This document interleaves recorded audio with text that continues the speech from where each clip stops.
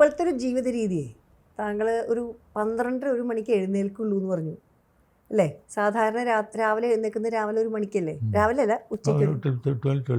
ആ, അപ്പോൾ ഈ 2 മണി വരെ ഉറങ്ങാതിരിക്കും എന്നാണ് ഞാൻ അറിഞ്ഞത്. അപ്പോൾ എന്താണ് ഈ കാണുക ആ സമയത്തൊക്കെ? സംഭവം എന്താണെന്നറിയാം.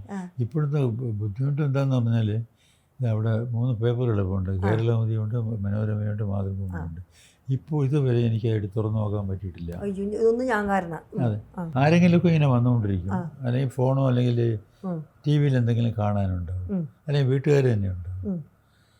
അപ്പോൾ എനിക്ക് എൻ്റേതായിട്ടുള്ള സമയം എന്ന് പറയുന്നത് will be after 11 o'clock in the night. സമ്മതിച്ചു സാറേ.